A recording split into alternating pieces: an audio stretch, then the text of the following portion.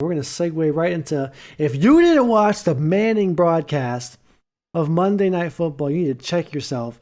You lost your mind. That was the ESPN2, best this was broadcast I the have ever best seen in my life. ever in my life, bro.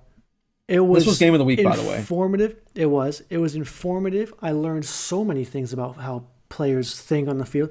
They had guests. They had You had freaking in Ray the first quarter. Lewis, They had Ray Travis Lewis. Kelsey, Russell They had Wilson, Charles Charles Barkley, Barkley. It was amazing. It was so funny, entertaining, and there was like no educational, filter on both everything. of these Manning brothers at all. Like they were allowed to say None. whatever the hell they wanted to say. Like They they were it making fun of foreheads. Like it was amazing. was awesome. If you think Romo's And good, you're gonna be blown away. they were talking about the players on the field and like, oh, I wouldn't have called that or that was a terrible. It was just like if you were in their house watching it on the couch with them. Yeah. It's how they broadcasted it. It was so cool. Only problem was the fire alarm went off. That was But really that, I weird. mean, But hey, your first time ever broadcasting, I mean, stuff like that happens. yeah, but wow, this is my first Can time I looking at the box let, score of let this me let me game. speak on this one. I'm Give me I'm like gonna let you end it because okay. I know you have some thoughts. Oh yeah. I'm looking at this box score for the first time. Derek Carr had 435 yards. Holy shit. Um, but yeah, man, obviously, Jeff's going to go into detail about this. But Ravens go up 14-0. Raiders come back. Ravens had the lead with 36 seconds to go or whatever. Raiders come down, kick a field goal, go to overtime. Overtime is just pure chaos. If you missed the game, it's hard to even describe. You have to watch it. Just absolutely the craziest ending of a game that I've ever seen. The game was like there was a point where the game was literally over and the players were shaking hands on the field and everybody was leaving and the referees were like, wait, he was down at the one, and then all hell broke loose from that point on. Yeah. Just amazing. The Raiders couldn't run for jackass. Jacobs was 10 for 34. Couldn't score on the one. Couldn't score on the 1 yard line. That was part of the overtime. After they got stuck on the one, they proceeded to get stuffed twice, then get a false start from their bum ass tackle Alex Leatherwood that they drafted in the 18th pick, and he was terrible. He was the most penalized player in college last year, and that has just continued into the NFL. He was Yeah. horrible. Derek Carr was in the first half. Darren Waller had 19 targets, boys. 19. He forgot the entire offense existed. Most of that was in the first half. He spread it out more in the second half, but the first Yeah. half he was spamming Darren Waller. Raiders defense was fine. John Gruden's coaching decisions were weird as usual, but they managed to get the win. Nothing new here. The Raiders always play exactly to the level of their competition. If they play against the damn Jacksonville Jaguars, this will be the same score, 33-27. This is how they are. They got to run the ball better. That's it. I'll let you have it now. Here we go. I mean, I don't even know where to start, guys. I mean, we can't have two players on the Ravens doing everything for this team. Okay, just to give you an idea, I know he fumbled twice, but Lamar Jackson, out of 406 total offensive yards, Lamar Jackson himself had 321 of them. Okay, so he threw the ball 19 times, 235 yards for a touchdown to Marquise Brown, which was an amazing play, by the way. Like he was again dancing out of the pocket to the right, another cross, kind of like a Kyler Murray to the Hopkins, but not as good. But yeah, I mean, no, I mean, I just don't know what to say about this team. Like I know we have a lot of injuries. I know that.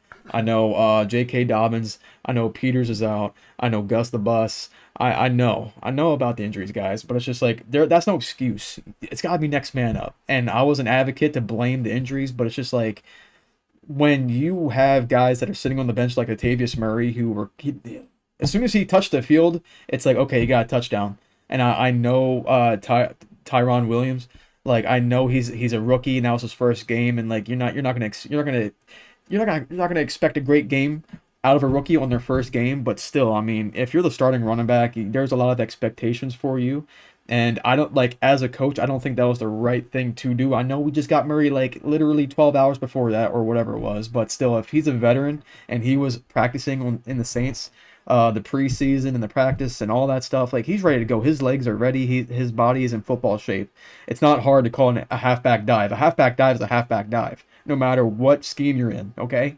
I don't think it's a good excuse to say, well, Murray, we had to give him the game plan. Like runs can't be that. I know the Ravens have like one of the most elaborate running schemes in the NFL. I get that, but I mean, just call simple ass run plays to get Murray more involved. I think if Murray was more involved, this game could have been a little bit different. Then as far as the receivers, yes, we know they're garbage, but I mean, Mark Andrews, he just signed a huge contract, and he's over here dropping wide open passes that are hitting him right in the numbers. You couldn't have asked for a better throw from Lamar Jackson, and he's dropping stuff. I just don't know what's going on with this team. I know there's a lot of injuries, but I mean, this is unacceptable. And defense, oh, don't get me started on defense. Marlon Humphrey had to do everything himself, and I feel so bad for him. I really do. He was covering Darren Waller. Darren Waller's like 6'7" or whatever. I mean, it's hard to do that, plus cover Ruggs, plus cover Renfro, plus, hey, come down here and blitz. Oh, you want to do something over here? Help cover Josh Jacobs. I don't know what else to say about this defense. Like, I know we have guys that are from the practice squad, like Chris Restry.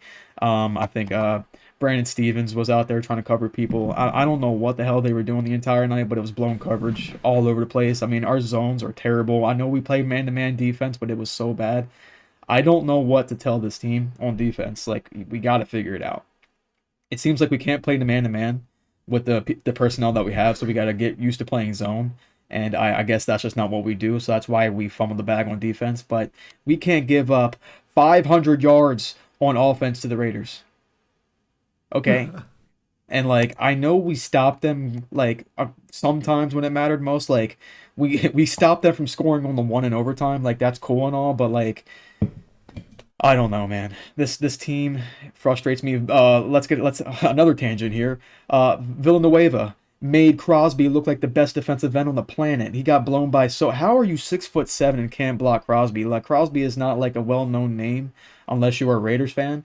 But I mean, you made him look like J.J. Watt. You made him look like Von Miller. You made him look like anybody. It was crazy that the Raiders did what they did against this team. Like the Baltimore is supposed to be, so dominant. We're supposed to be one of the best teams in the AFC, and then we come out here and choke like this. It was 14-0, and then we just fell apart. The defense was performing in the first half, obviously, but I don't know what happened after halftime. I just don't know. But either way, you can't wait until the fourth quarter and score 10 points. This team is usually coming out, we're swinging hard, we score like 30 points in the first quarter, whatever it is that we like to do. It just didn't happen. And again, I don't blame Lamar Jackson. Like, of course, when you carry the ball 12 times as a quarterback and you're throwing the ball 30 times, sure, there might be a fumble here and there, especially when you run as much as you do. You had the most running yards on the rushing side. So it's just like, I get it, but I mean, I know you're not supposed to fumble. I get it, but it's just like, it is what it is. Tyson Williams didn't even pick up a block. That was from that's why he got blindsided on the second fumble. Guys, I don't know. I don't know what to do. We gotta get some answers on offense. We gotta figure out how to get Murray more involved. I think that's the best way for a more temporary fix for as far as offense. On defense, I don't know. Practice zone some more. But either way, Las Vegas Raiders, they're a 50-50 team. Gruden's not good, I don't think, and they only targeted Waller 20 times. I mean, after a certain point, you just gotta figure it out. And rant. Well, you get the Chiefs next week, so that'll be fun. We're gonna get our asses blasted, bro. I mean, if the look, I will fully admit right now that the Cleveland Browns are probably our favorite to take the division from us this year. But I mean, if their defense, which I don't think they have a single injury on defense. I mean, pardon me if I'm wrong, excuse me. But I mean, if they can't cover Tyreek Hill from having 200 yards on, like, what the hell are we gonna do with Chris Restry and Brandon Stevens and Avery? I don't know. The problem would be that Marlon Humphrey would not be able to leave Tyreek Hill. So okay, and then Travis Kelce's going to get open. Like, one way or another, we're going to get exposed, and it's not going to be pretty. But I mean, all I'm saying is by week 3, I hope we figure out something. I know we're looking at Mitchell Schwartz to replace Villanueva whenever he gets healthy. I saw that, and I know we're working on a couple of DBs. I didn't know any of their names by. I didn't see, like, I couldn't like recognize any of their names, like who they actually are, if they're any good or not. But regardless, we got some. We have to patch that team up for sure. I mean, Sammy Watkins did okay, I guess, but it is what it is. We had pressure in the face all night because Villanueva doesn't know how to block. I'm done. I'm Are sorry. you sure? Oh, A lot of stressful. pent You up got anger the there. stress. We got the two sides of the sword, man. You had happy Saints fan over here and suicidal Ravens fan over here, dude. Guys, we were on a Frustrated, Discord call. rather. Yeah. We watched the Monday night game together on Discord call, and it was just listening to this poor guy go through this roller coaster of emotions was just so painful. Like overtime But really hurt me a lot. I'm like, oh my god, we have a overtime was chance too to much. win. Like we stopped them on the Or one. Like this yeah, game was supposed to be over. They were out there shaking hands. The Raiders won. I already accepted in my heart that they won. And I'm like, oh wait, you're telling me that he was down at the one? Okay, well we're not going to stop him at the one. That's just a given. Like if you can't run from the one, you don't deserve the win. And luckily enough, Alex Leatherwood penalty, boom, back him up. Oh, we're getting the ball back. Excuse me, we have a chance to actually win this game, and then fumble. But very emotional game, and the game of the week. If you guys didn't see it, I highly recommend to watch that game. But yeah, yeah. a lot of missed opportunities and some opportunities really on both sides of the ball.